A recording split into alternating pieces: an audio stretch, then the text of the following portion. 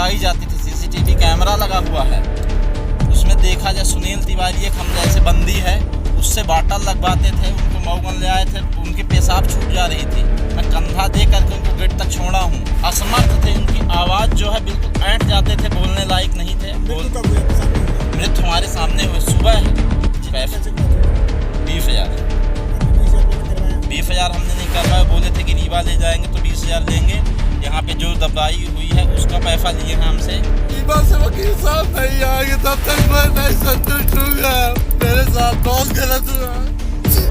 बात है 9 जुलाई 2022 की। जी हाँ, यह वही दिन था जब कैदी रामप्रयाग साकेत की जेल के अंदर मृत्यु हो जाती है। परिजनों ने तमाम तरीके के गंभीर आरोप भी लगाए और इलाज के दौरान पैसे लेने के भी पुलिस पर आरोप लगे। जेल प्रशासन को बचाने के लिए अगर देखा जाए तो पूरा प्रशासनिक अमला एकजुट हो गया था, लेकिन कहा जाता है कि सच्चाई सामने आ ही जाती है। परिजनों का यहां तक आरोप था कि सबके पोस्टमार्टम के लिए परिजनों से इजाजत भी नहीं ली गई। प्रशासनिक अधिकारियों ने आनन फानन में सबका पोस्टमार्टम कर दिया, जिसके बाद में परिजनों ने सबको ले जाने से इनकार कर दिया। मामला मऊगंज विधायक प्रदीप पटेल के पास पहुंचता है, जिसके बाद में सहमति पत्र भरकर और परिजनों की 5 मांगों के साथ में उस पर हस्ताक्षर होते हैं और सबको ले जाया जाता है। और इसी बीच एक और कड़ी इसमें जुड़ती है, जिसका नाम होता है प्रकाश सिंह बघेल। जहाँ ये वही प्रकाश सिंह बघेल हैं जो मऊगंज सेंट्रल जेल में लगभग पिछले 7 साल से पदस्थ हैं और तमाम लेन देन का हिसाब शायद इन्हीं के पास रहता है। परिजनों द्वारा जो पेमेंट करने के स्क्रीनशॉट दिए गए, उसमें पहला स्क्रीनशॉट 7,000 रुपये का, दूसरा 3,000 रुपये का, उसके बाद में 2,000 रुपये के और 500 रुपये के। ये वह स्क्रीनशॉट थे जो अंदर जेल में सुविधाओं के लिए इनको दिए जाते थे, जिसके बाद इनको सस्पेंड भी कर दिया गया है। अब आइए अधिक समय ना लेते हुए सीधा आपको उस शख्स से मिलाते हैं जो रामप्रयाग साकेत के साथ उसी सेंट्रल जेल में बंद था, जिसने जेल के अंदर हुई पूरी घटना को विस्तार से बताया और यह भी कहा कि उसकी भी जान को खतरा है। हाँ। क्या था भाई? श्रीमान जी, ये निवेदन है हमारा।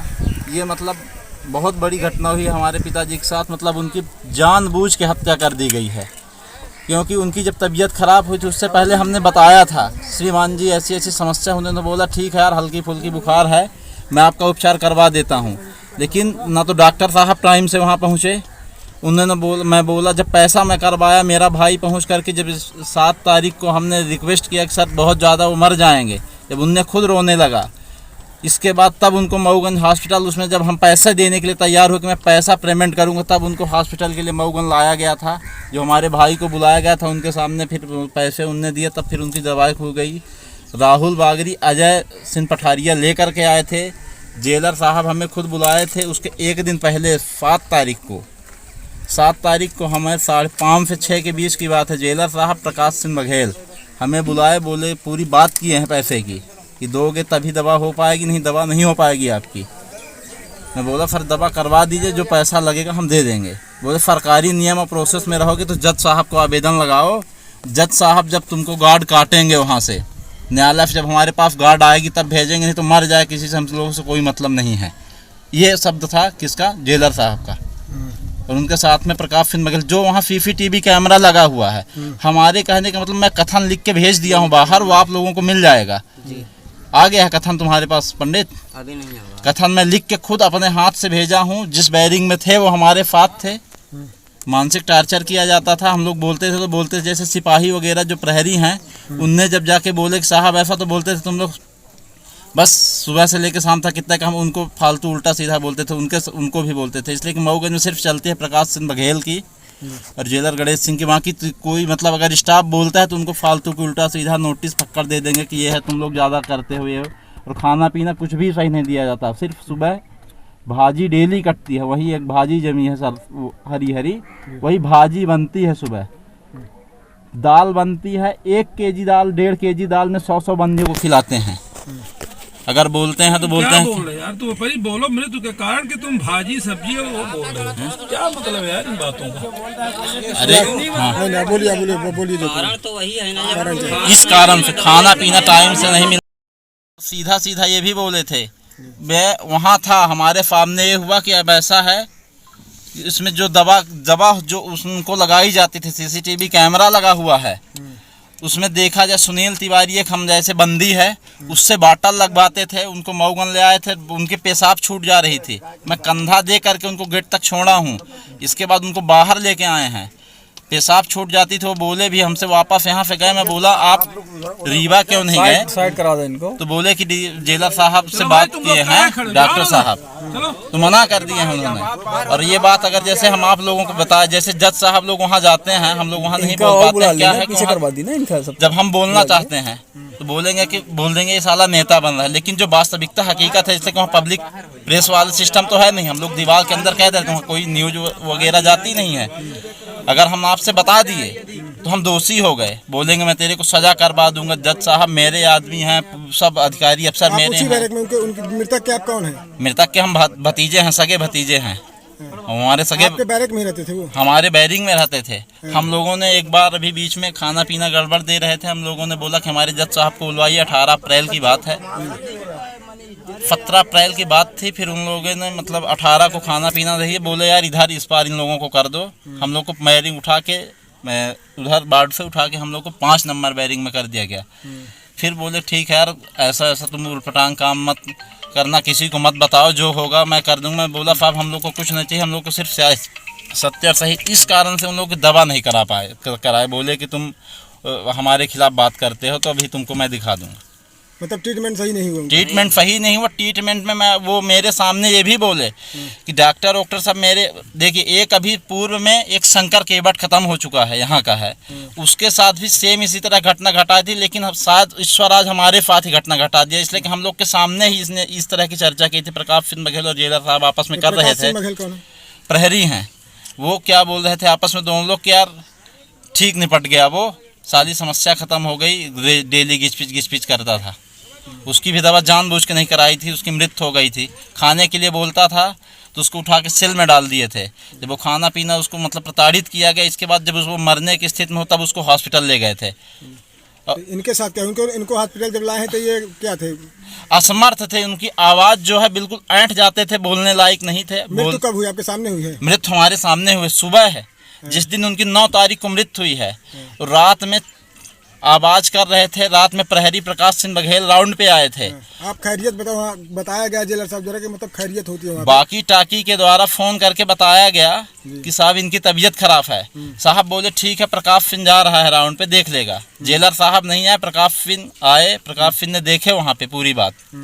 इसके बाद चुपचाप चले गए, सुबह तक कहीं कोई नहीं आया।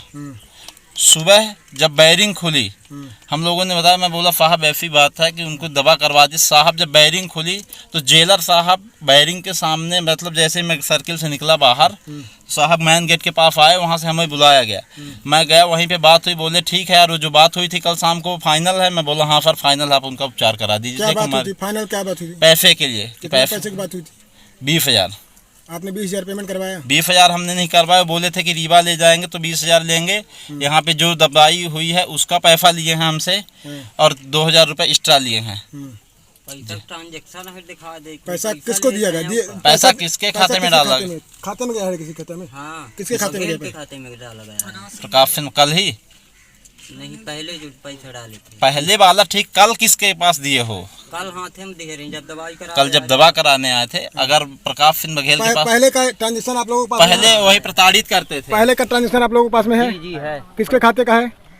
जी भाई है। भाई इधर आओ, प्रताड़ित वो खाता का उसमें है आपके पास? ऑनलाइन पैसा डाले थे उसका दीजिए इसमें। जी मैं आप लोगों से निवेदन करना चाहिए, माननीय हमारे श्रीमान नरोत्तम मिश्रा जी जो हमारे यहाँ के मंत्री हैं, जेल मंत्री हैं, उनके तक ये आवाज़ जाए और इनको बर्खास्त किया जाए। मेरी यही मांग है, इसलिए कि सत्य और सही। मैं ये कहता हूँ सीसीटीवी कैमरा लगा है, सीसीटीवी कैमरे में जो लेटर मैंने लिख के भेजा है वो आप लोगों के बीच में आ जाएगा, और इसके बाद उसके हिसाब से जांच करवा, और हमारे ऊपर दबाव बना के कि हमारा स्थानांतरण कर दिया जाए दूसरी जगह, हमें प्रताड़ित करके हमें ये भी प्लानिंग बन रही कि मतलब इनका स्थानांतरण कर देंगे हम यहाँ से।